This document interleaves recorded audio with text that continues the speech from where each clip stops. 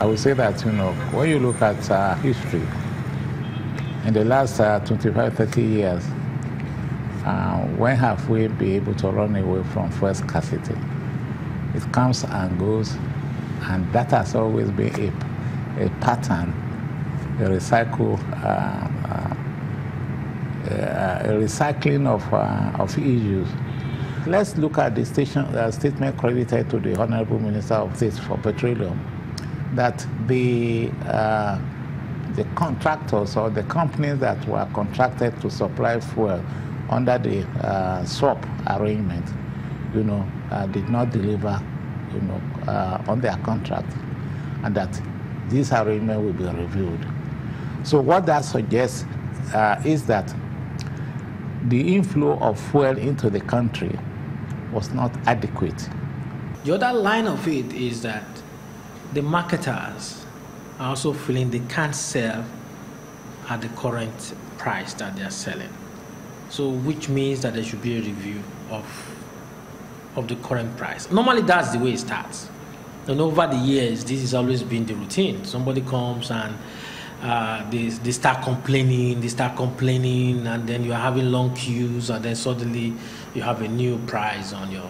The marketers cannot do the increase without the federal government. So first thing is let the federal government put his house in order, and then the next thing is you have to call the marketers and have a discussion around what really is the problem. Because I have a couple of friends who are marketers. One specifically was telling me he has about 16 million liters. People that he has no product. So I asked, why is there no product? He said for him to invest over 2 billion naira for 16 million liters and then make very little amount, which is not even enough for him to service his debts from the bank. So it's not something he would want to handle. Now the landing cost is 171. So if you have a landing cost of 171 and you sell at 145, you already have about 26 naira less. So if you now add the various margin, you are looking at almost 190. So if you are going to add the various margins, since you are talking about just the landing cost at 171, so you have a whole lot of challenges that they are facing. I will tell you today, as I'm talking to you now, I just came in from Benin, and I bought fuel at 250 naira. Yeah. So basically in Lagos, most people always feel Lagos alone enjoys majority of this.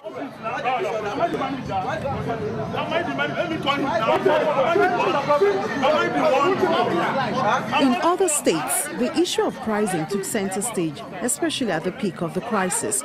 How much were you selling before? We are selling 240. One of the country's law enforcement agency, the Nigeria Security and Civil Defense Corps, worked on tip-off.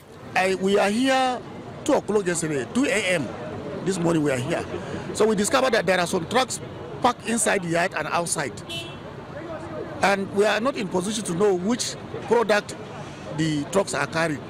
So I now call the NNPC that we have, the DFR that we have seen them, and we are coming back the following day.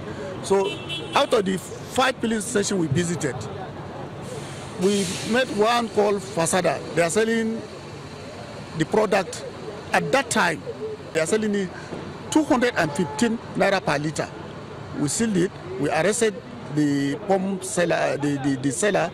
We took them to our yard, and I informed them. That's why we are here today to monitor. We are no enforcement agency. Our own is to impose the law. They must sell it at the controlled price. That is what we are doing. We have arrested about 2 people yesterday. The other, because immediately they sighted our vehicle, they disappeared. The 2 that are selling, we arrested them, and they are with us now. Definitely, we are going to prosecute them. An immediate reaction to calm the situation was the Department of Petroleum Resources visiting filling stations to confirm if products were actually short. Consequently, several of the stations were sealed.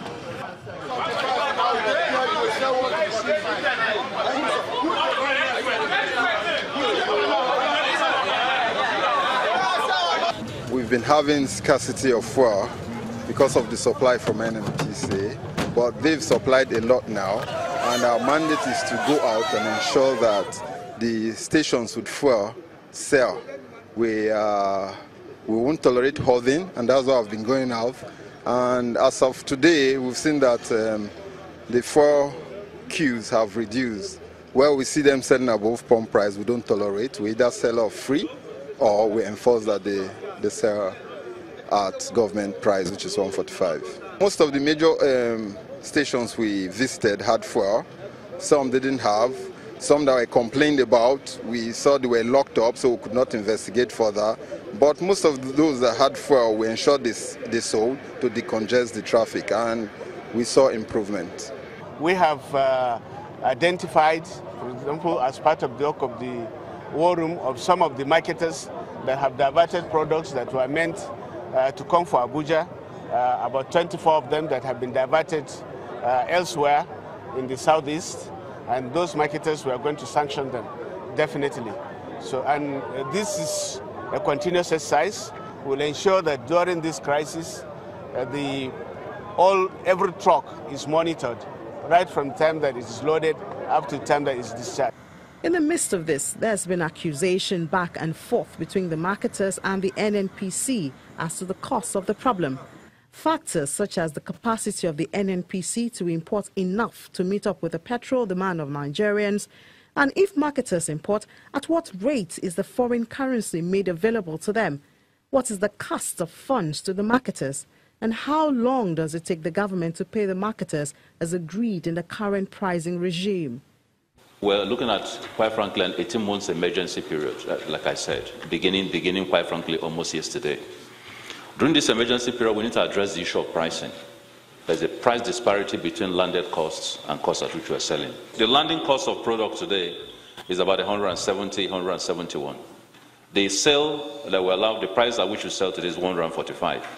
So there's a disparity between the 170 and 145. What that means is that those individuals who are really there, not with an obligation like NNPC has to meet national supply, but with a commercial bent, will not bring in products if they're going to sell at a loss. He proposes 3 models to address the pricing challenge. One mechanism would be to look at working with CBN in terms of a fixed exchange rate mechanism that enables them to stay at 145 sales at the pump price. If we do that, then they can import without the issue of price differences, and we can modulate that as the exchange rates and prices internationally move up. That's one. We're also looking at the potential, for example, of whether you could theoretically respect the 145 price and have a plural pricing system. So NNPC and all its stations and all its affiliates, about 400 stations all over the country, sell at the 145 so that the subsidy regime is respected. The pricing of 145 is respected. But at the same time, the private marketers are able to bring in their product at their own cost and sell.